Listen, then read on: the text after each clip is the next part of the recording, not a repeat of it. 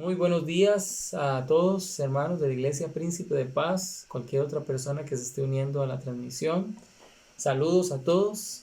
Queremos en esta mañana dar inicio con un canto que he escogido porque el contenido de su letra creo nos prepara para lo que vamos a reflexionar en el texto de hoy. Entonces, por favor, mientras cantamos, quiero invitarle, hermano, que usted pueda abrir su mente, su corazón, ahí donde está, disponerse y dígale a Dios: yo quiero que tú seas el motivo de mi adoración. Amén.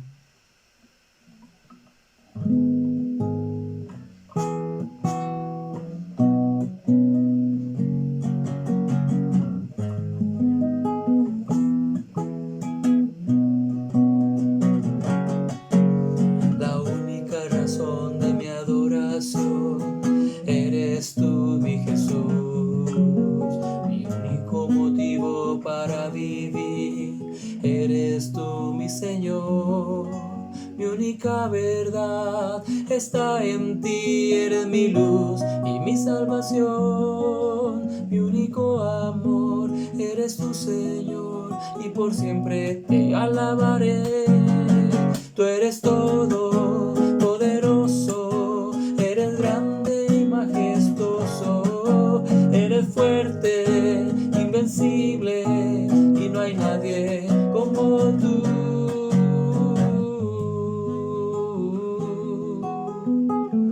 Dígale al Señor que eres la razón de su adoración. Esto lo que quiere es que le ocupe el lugar, el primer y más importante lugar en su vida.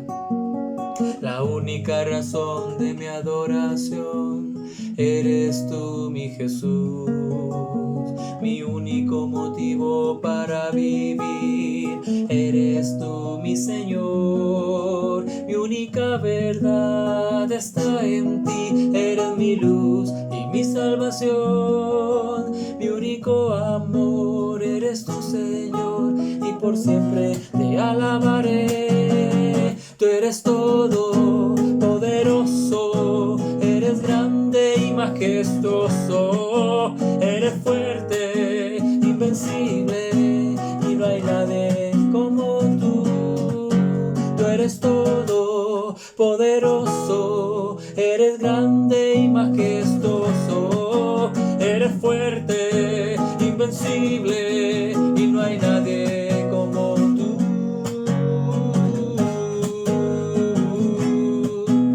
Amén. No hay nadie como tú, Señor. Eres poderoso, eres invencible, como lo fuiste desde los tiempos, Señor, donde te revelaste a tu pueblo. Dios, sigue siendo el mismo, no has cambiado. Eres la luz de mi salvación. Amén. Dígalo otra vez. Y tú eres todo poderoso, eres grande y majestuoso, eres fuerte, invencible, y no hay nadie como tú.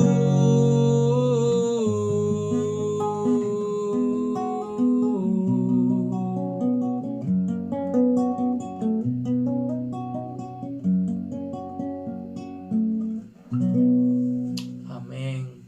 Amén. No hay nadie como tú, Señor.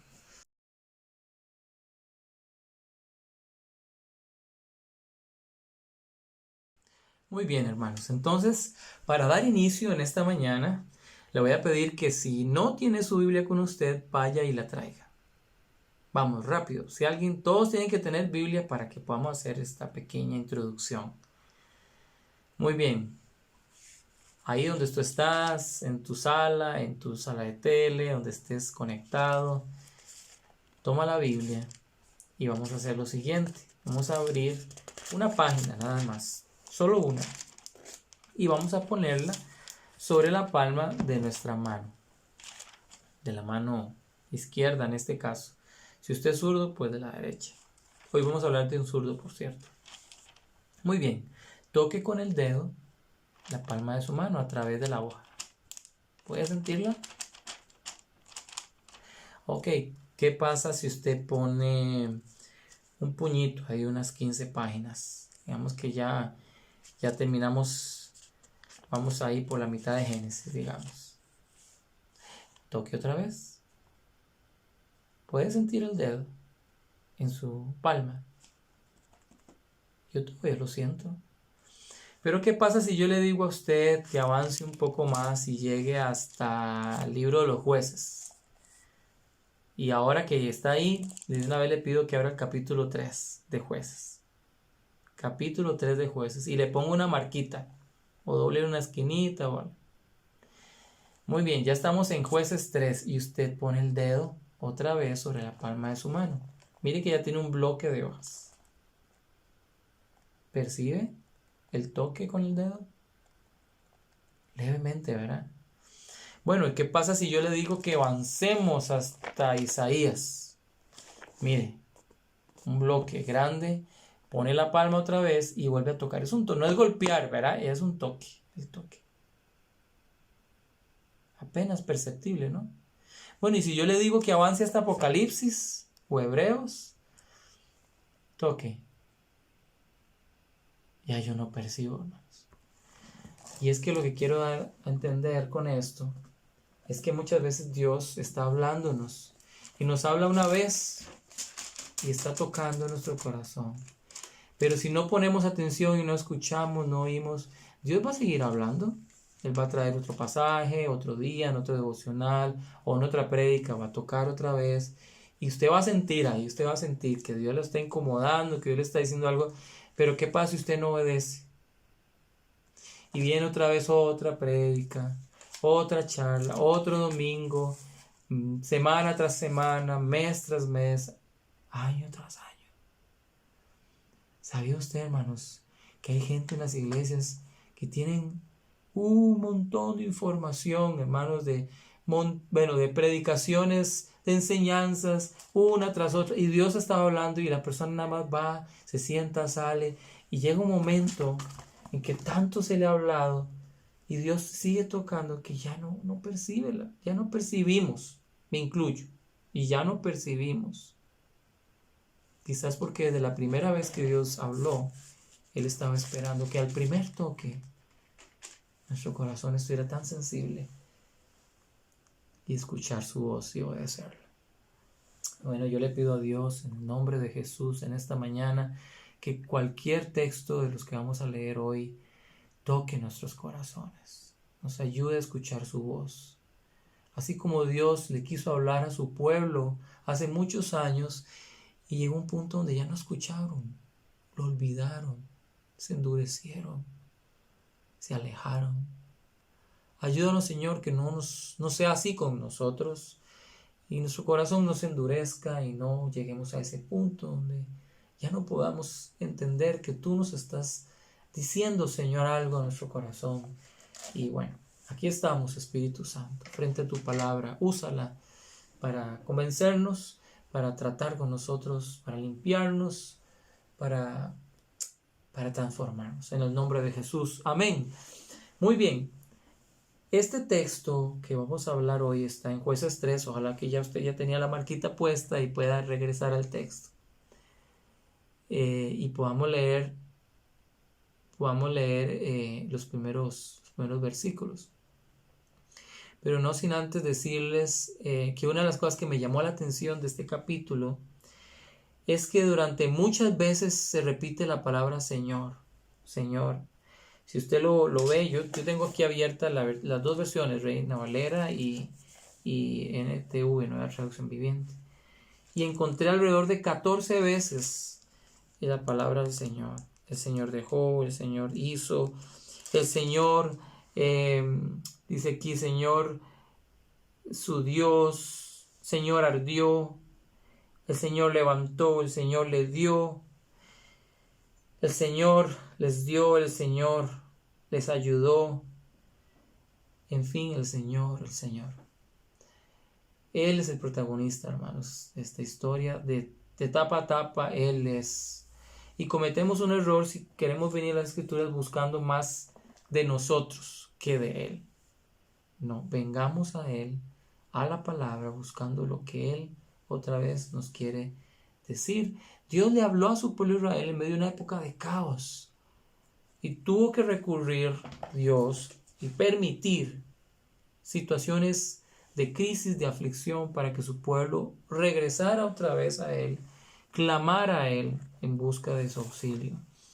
En los versículos, últimos versículos del capítulo anterior, el capítulo 2, vamos a encontrar que Él permitió a las naciones, dice en el 21, delante de ellos, tampoco, a ver, yo volveré en el 21, tampoco yo volveré más a arrojar delante de ellos a ninguna de las naciones que dejó Josué cuando murió. ¿Para qué, hermanos? En el 22, por favor, todos en su Biblia, para probar con ellas a Israel, si procurarían o no seguir el camino de Jehová, andando en él como lo hicieron sus padres. Por esto, en versículo 23 dice, por esta razón el Señor dejó esas naciones allí donde estaban. Y cuando leemos los primeros versículos también, no sé si ustedes ya notaron el para, ¿verdad? Quiero llamar su atención hacia ese para. Pero cuando empieza el versículo 1 del 3 dice, el Señor dejó a ciertas naciones en la tierra para poner a prueba a los israelitas que no habían conocido las guerras de Canaán. Versículo 2, estamos en el Jueces 3. Versículo 2, lo hizo para enseñar a pelear en la guerra a las generaciones de israelitas que no tenían experiencia en el campo de batalla. Y ahí avanzamos en el texto y dice en el 4, y el Señor dejó a estos pueblos con el fin, otra forma de decir, para poner a prueba a los israelitas, para ver si obedecían, lo nota usted, los mandatos que el Señor había dado a sus antepasados. Para, hermanos. Cuando leemos este para qué, nos da claridad de que había un propósito de Dios. En aquel contexto, esta generación de jueces no había sido probada todavía, ni con la guerra, ni con todo lo que implicaba, hermanos, defender, sus principios, su adoración a Dios, porque era más que defender territorio. Era buscar obedecer todo lo que Dios le había dicho a sus antepasados, que también a ellos, las naciones que no fueron erradicadas, ahora representaban el pecado con el que tenían que lidiar esta nueva generación. Ese para que aparece 7 veces en estos primeros versículos refleja ese propósito de Dios para esta generación y no les facilitó las cosas. Y nosotros a veces somos durísimos con el pueblo de Israel, pero nosotros, hermanos, no nos pasa tan bien a nosotros. A veces queremos solo las bendiciones, solo la tierra prometida. No, hermanos, no es fácil. Una vida cristiana exitosa, sin pecado, con frutos, demanda esfuerzo. Claro que también demanda esfuerzo. Demanda sacrificio. Dice en Romanos 12, 1, 2, si lo tiene por allí, le pido que lo encuentre en la versión que la tenga. Yo lo voy a leer en Nueva Traducción Viviente. Por lo tanto, amados hermanos, les ruego que entreguen su cuerpo a Dios por todo lo que Él ha hecho a favor de ustedes, que sea un sacrificio vivo y santo, la clase de sacrificio que a Él le agrada, y esa es la verdadera forma de adorarlo. No imiten las conductas ni las costumbres de este mundo, más bien dejen que Dios los transforme en personas nuevas al cambiarles la manera de pensar. Bueno, nada más quería hacer una pequeña referencia en el Nuevo Testamento de que realmente la vida en el Señor es una vida pues también sacrificial. Ahí perdono un poquito por los sonidos ambientales. Pero bueno, estamos aquí compartiendo la palabra del Señor y les invito a leer conmigo una vez más ese para qué. ¿Para qué Dios ha permitido que todavía haya tal vez personas o situaciones en nuestra vida que podrían uno decir, bueno, pero si nos pueden distraer de Dios, ¿por qué Dios permite que yo tenga que lidiar con esto? Para ver si vamos a obedecer, mis hermanos, como lo hizo con el pueblo de Israel. Este pacto de obediencia ya había sido declarado mucho antes, como dice, a los antepasados. Eso brevemente me gustaría que lo viéramos en Deuteronomio, lo voy a leer para ustedes. Dios le dijo a su pueblo, a través de Moisés, cuando conquisten la tierra que les voy a dar, no andaréis en pos de dioses ajenos, de los dioses de los pueblos que están en vuestros contornos. Eso está en Deuteronomio 6, 13 y 14. A Jehová tu Dios temerás y a Él solo servirás. Y en el capítulo 7 de Deuteronomio dice, y no emparentarás con ellas, no darás tu hija a su hijo, no tomarás a su hija para tu hijo, porque desviará tu hijo en pos de mí, y servirán a dioses ajenos. ¿Y qué dice ahí, hermano? La advertencia está clarísima. Y el furor de Jehová se encenderá sobre vosotros y te destruirá pronto, si hacían eso. ¿Qué habéis de hacer con ellos? Dijo Dios en Deuteronomio 7:5. Dice, así habéis de hacer con ellos. Sus altares destruiréis, quebraréis sus estatuas, destruiréis sus imágenes de acera y quemaréis sus esculturas en el fuego. Pero cuando tú y yo nos venimos a Jueces 3, donde estamos leyendo ahorita, les invito a leer conmigo Jueces capítulo 3, versículo 6. ¿Qué hicieron ellos, hermanos? Porque vivían los israelitas entre los cananeos, los hititas, los amorreos, todos esos pueblos que no fueron expulsados de la tierra y se unieron en matrimonio con ellos. Y los hijos de los israelitas se casaron con las hijas de ellos. Y las hijas de los israelitas fueron dadas en matrimonio a sus hijos. Y los israelitas, ¿qué hicieron? Sirvieron a los dioses de esas naciones. Exactamente lo que se les había dicho en el pacto que no hicieran, eso fue lo que hicieron. ¿Qué fue lo que pasó? ¿Por qué Israel no pasó el examen? Dice en los siguientes versículos, avancemos un poquito más, del 7 al 12. Los israelitas hicieron lo malo a los ojos del Señor, se olvidaron del Señor su Dios y sirvieron a las imágenes de Baal, a los postes dedicados a la diosa Acera. Entonces el Señor ardió de enojo contra Israel y lo entregó en manos de Cusán Risataim, rey de Aram. Y los israelitas sirvieron a Cusán Risataim durante 8 años. Pero cuando el pueblo de Israel clamó al Señor por ayuda, el Señor levantó un libertador para salvarlos. ¿Quién fue? Se llamaba Otoniel, hijo de Cenaz, un hermano menor de Caleb. El espíritu del Señor vino sobre él y comenzó a ser juez de Israel.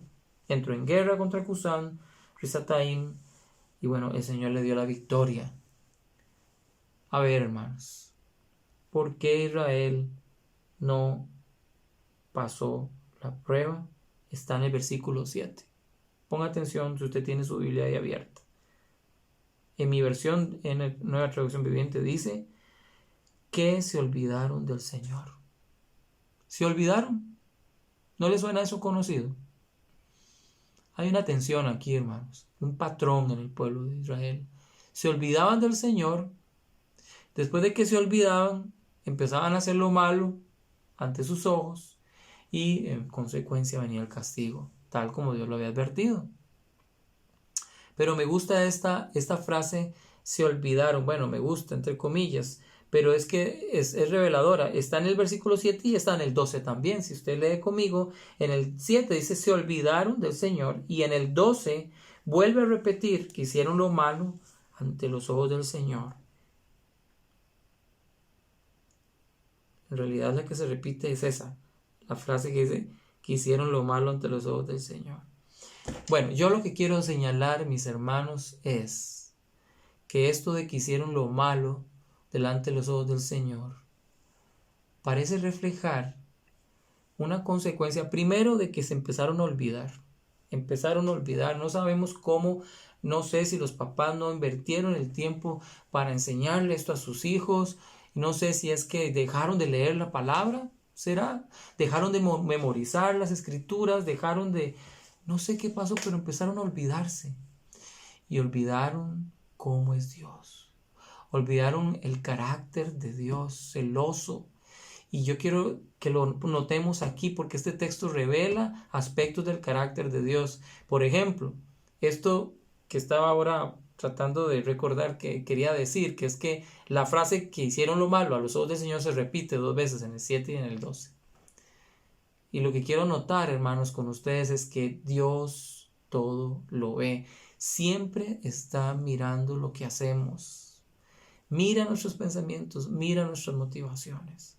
A veces olvidamos que Dios tiene esa capacidad de ver todo.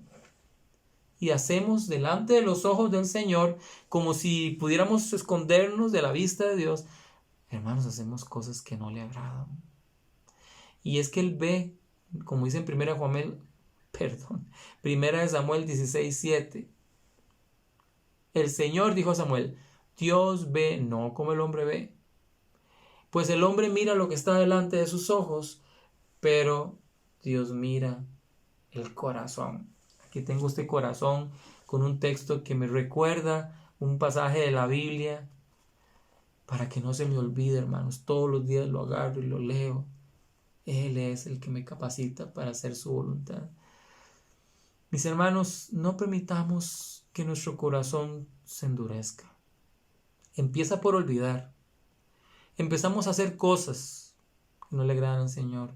Y cuando menos nos damos cuenta, el corazón se endurece y cae en el autoengaño. Porque qué terrible es creer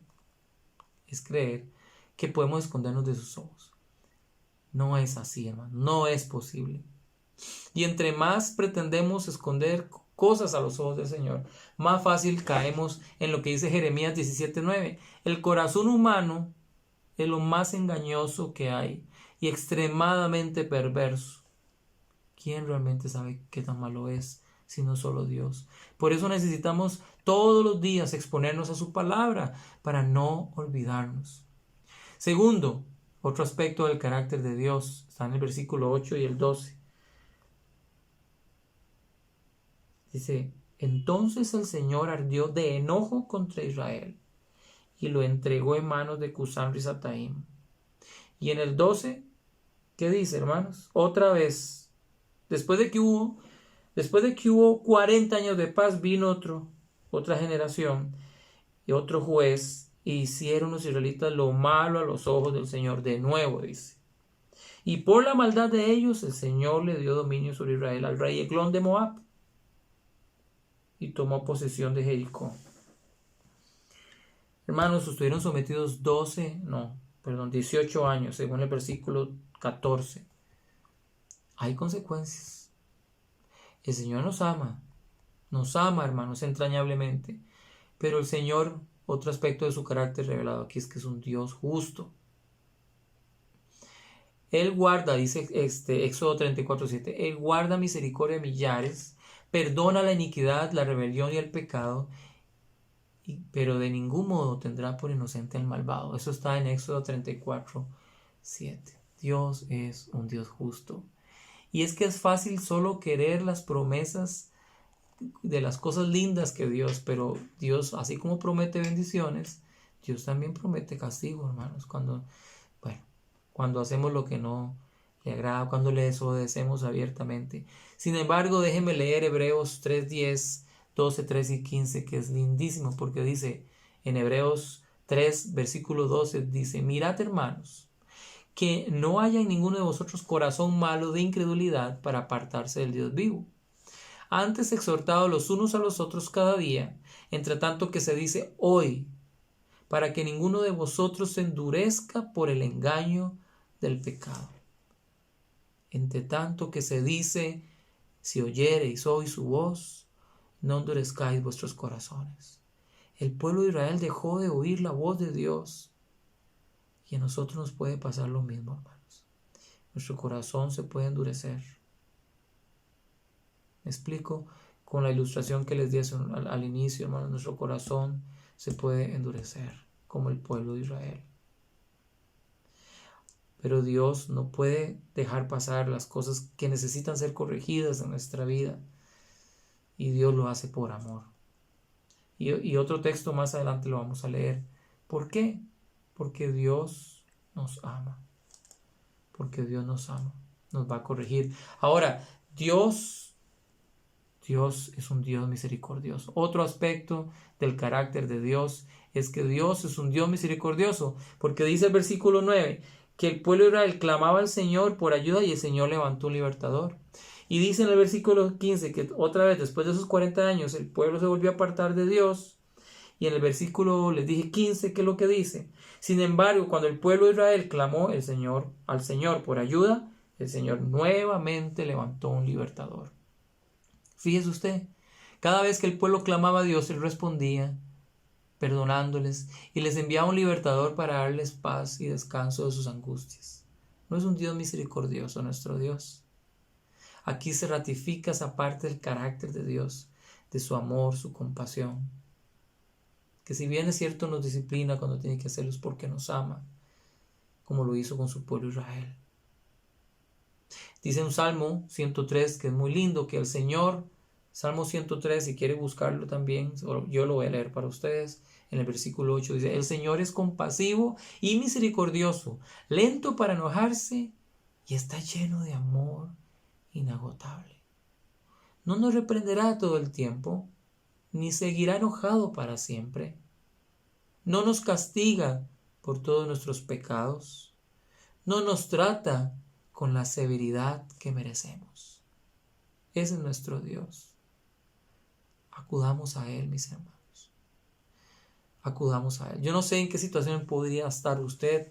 Yo sé en cuáles estoy luchando yo. Pero tenemos que tomar conciencia, otra vez lo digo, que Dios, porque nos ama, nos va a disciplinar. A veces creemos que la obligación de Dios es bendecirnos siempre y que no nos va a corregir si entramos en una vida de desobediencia porque nos ama mucho. Sí, nos ama, hermanos. Dios nos ama. Pero el castigo muchas veces de Dios es ineludible. Porque nos ama. Nos va a traer con cuerdas de amor. Dice en Hebreos 12:6, el Señor disciplina a los que ama y castiga a todo el que recibe como hijo. Dios intervino siempre que el pueblo se volvió a Él y clamó a Él. ¿Por qué? Porque los amaba. Igual lo hará con nosotros. ¿Cuántas veces usted y yo estamos luchando? Nuestro corazón se divide y Dios, interesado en rescatarnos, nos escucha, nos responde y después nos olvidamos otra vez. Y cuando nos damos cuenta estamos otra vez batallando con el mismo pecado. Y recurrentemente empezamos a entrar a un plano de olvido. Y ya no es para Él toda nuestra adoración, toda nuestra lealtad, todo nuestro amor. Y otros dioses empiezan a tomar lugar en nuestro corazón, el lugar que solo le corresponde a Dios.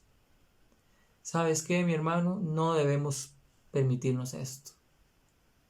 Ni deberíamos esperar a estar en apuros para llegar y clamar a Dios y volvernos a Él.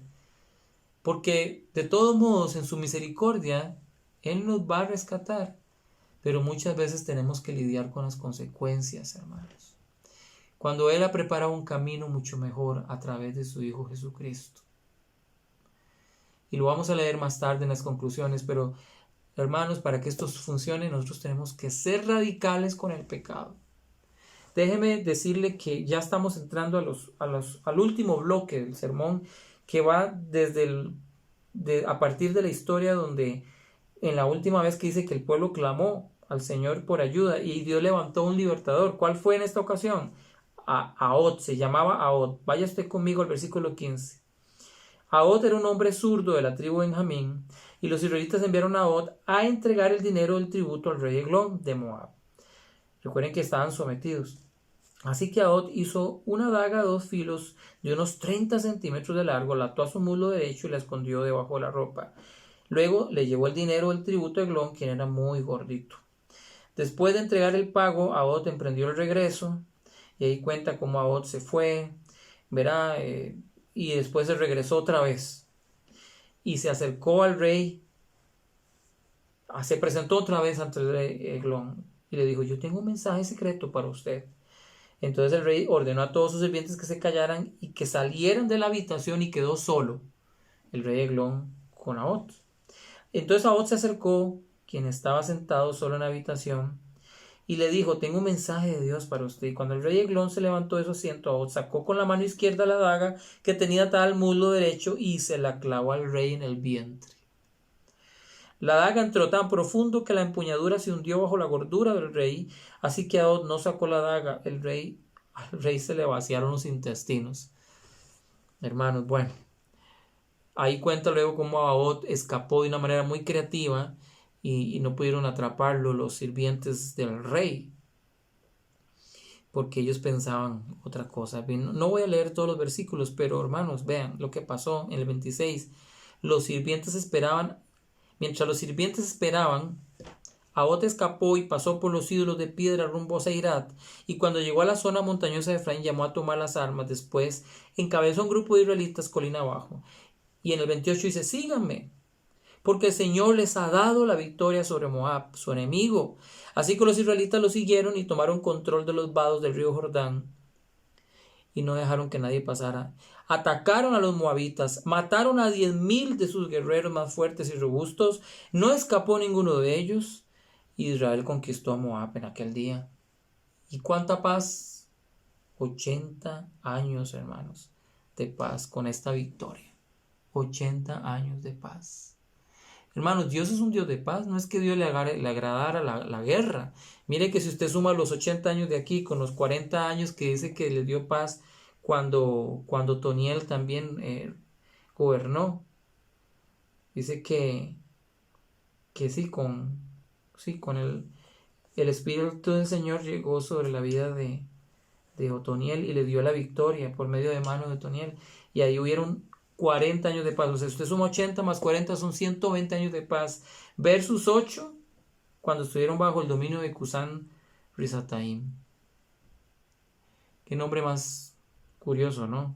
Cusán Risataim. A nosotros nos suena como un nombre raro, pero hermanos, el significado de su nombre significaba doble criminal, doblemente cruel. O sea, para ellos realmente significó un periodo muy bajo la crueldad del rey. Pero Dios levantó a Otoniel y lo libró de la mano, como lo hizo ahora a través de Ahod, y los libró de esa opresión y les dio 80 años de paz. Ese es nuestro Dios. Pero tuvo que haber dos hombres aquí que quiero llamar la atención ya para terminar. Este hermano Otoniel, que dice que el Espíritu Santo vino sobre él. El Espíritu del Señor vino sobre él y él hizo lo que era correcto. Y este otro, Ahod, yo les tengo que confesar algo. Al leer la historia de Ahod, la verdad es que mi primera reacción es, Dios mío, pues es esta historia tan macabra, ¿verdad? Porque y habla que la espada le entró y que se le hundió y que se le vacían los intestinos y yo decía, no quisiera ver una película de eso. Y me quedé pensando, ¿verdad? Qué raro que Dios permita ese tipo de ver, que está registrado esas cosas tan violentas. Pero hermanos, es que así eran de violentas y de atroces los pecados de estos pueblos que vivían entre los israelitas, los sacrificios que ofrecían a los dioses, la terrible promiscuidad sexual y actos violentos de estos pueblos habían llevado al Señor al punto que Dios dijo, no, esto hay que hacerlo así, hay que ser radical. Y el fruto de ser radical en el caso de Dios fueron 80 años de paz. Hermanos, el periodo más largo de paz en el tiempo de los jueces.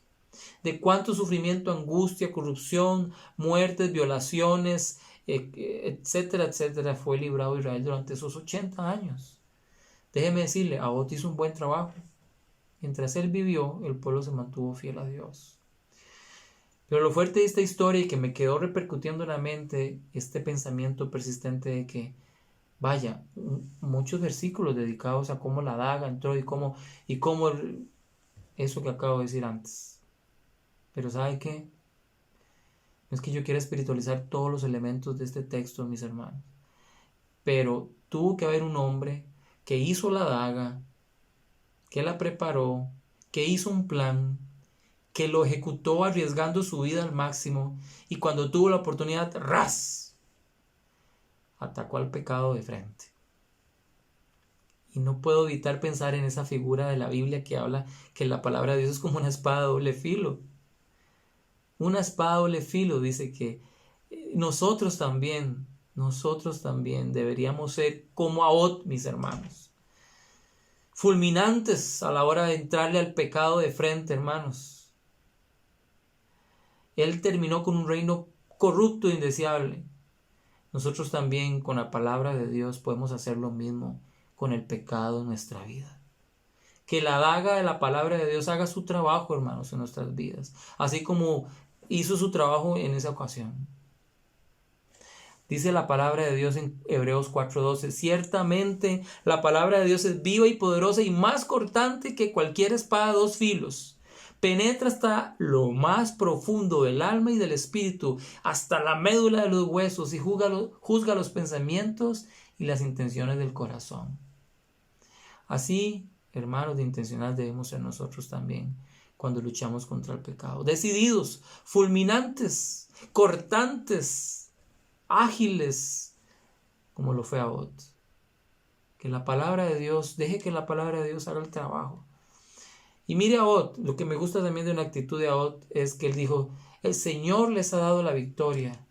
Él pudo haber alardeado de su capacidad, de su inteligencia militar, con su astucia, pero no, él dijo, ha sido el Señor quien les ha dado la victoria. Hermanos, si usted y yo estamos deseando acabar con el pecado en nuestra vida, con cualquier distracción que nos haga olvidarnos del Señor como le pasaba a Israel, que nos aleje de nuestra relación con Dios, si estás propuesto a hacer lo bueno delante de los ojos de Dios, adelante, toma la decisión en esta mañana. Dile al Espíritu Santo, ven en mi vida y haz la obra, usa esta palabra para sacar de mi vida y ser radical contra el pecado. Hermanos, los israelitas se olvidaban del Señor. Poco a poco se flexibilizaron, se dieron terreno en sus vidas, se descuidaron y el corazón se endureció. Hicieron lo malo delante del Señor. El Señor permitía que estos reyes malos oprimieran al pueblo porque sabía que el pueblo iba a caer de rodillas tarde o temprano, clamando a Él por ayuda. Y Dios siempre en su misericordia levantó a un libertador. Tu libertador y mi libertador es Jesús. En esta mañana te invito a que confíes en la misericordia de Dios, creas en el poder del sacrificio de Jesús en la cruz. Dice Efesios 2:4, Dios está misericordioso y nos amó con un amor tan grande. Efesios 2, capítulo 2, versículo 4. Y en el 5 dice, nos amó con un amor tan grande que nos dio vida juntamente con Cristo. Cuando todavía estábamos muertos a causa de nuestros pecados, por la bondad de Dios, ustedes han recibido salvación. Hoy es el día, mi hermano, para que usted, mi hermana, quien sea que esté escuchando esta pequeña reflexión, tome en cuenta la misericordia de Dios, que no ha cambiado. No ha cambiado. Él es el mismo ayer, hoy y por siempre. Pero seamos radicales contra el pecado. Quizás usted ahorita, si cierra los ojos conmigo, le pido por favor que los cierre. Puede pensar y reaccionar a lo que acabamos de leer. ¿Necesita usted clamar al Señor por ayuda? Está metido en una situación que usted no sabe ni cómo llegó ahí, quizás porque ya Dios se lo había advertido. Y quizás se ha desanimado y se ha sentido indigno y lo que ha hecho es recurrentemente olvidar cómo han sido esos tiempos lindos cuando usted ha estado con el Señor y ha estado apegado a Él, a su palabra, y hoy se siente lejos. Pues hoy yo quiero decirle que la misericordia de Dios le alcanza. Y si usted dispone su corazón, Dios le va a restaurar y le va a levantar, como lo hizo con el pueblo de Israel. Mientras pongo esta canción, le invito a reflexionar y a meditar en lo que acabamos de escuchar y aprovechar, como les decía temprano, esta mañana es para que usted la aproveche y pueda alinearse con Dios. Su misericordia está ahí para usted, está ahí para mí. Solo estamos a la distancia de una oración. Cante conmigo esta letra y háblele con Dios.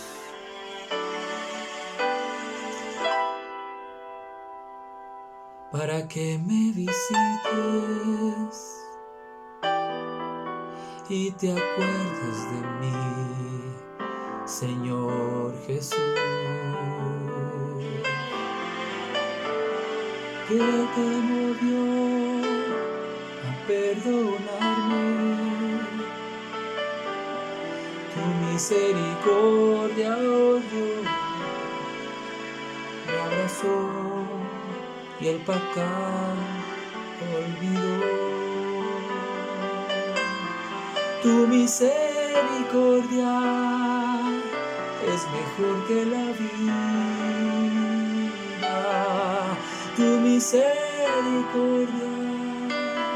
puso en mí una canción. Tu misericordia vivifica al caído. Tu misericordia, oh Dios, me alcanzó y mi vida transformó. Dígale a Dios, confío en tu misericordia, Señor. ¿Quién soy yo para que me visites y te acuerdes de mí, Señor Jesús? ¿Qué te movió a perdonarme? Tu misericordia, oh Dios, me abrazó y el pasado olvidó. Tu misericordia es mejor que la vida. Tu misericordia puso en mí una canción. Tu misericordia vivifica al caído. Tu misericordia, oh Dios, me alcanzó y mi vida coronó. Sí, así es. Dice la Biblia que todas las mañanas sus misericordias son nuevas. En Romanos 12, cuando leímos el texto, dice: preséntense ante el Señor por su misericordia. No se mire a usted mismo. Es la misericordia de Dios que extiende su mano para levantarlo ahí donde tú estás. No importa a dónde sientas que llegaste, su misericordia está ahí para ti. Tómala, pídele perdón al Señor, clama a Él y Él te va a levantar. Dice que su misericordia vivifica al caído y su misericordia te alcanza, te abraza, te vivifica. Amén. Amén, así es. Su misericordia, oh Dios, me alcanzó y el pasado olvidó. Tu misericordia, oh Dios, me abrazó y el pasado olvidó. El pasado quedó atrás y ahora en Cristo nueva criatura somos. Lo viejo queda atrás. Deja atrás cualquier mentira del enemigo que te haya oprimido, que te haya llevado lejos del Señor. Hoy tu misericordia, la misericordia de Dios, te alcanzó, te abrazó y te dio una nueva oportunidad. Gracias, mis hermanos, por estar en esta mañana conectados. Que Dios los bendiga y que podamos seguir juntos fieles al Señor en esta nueva semana.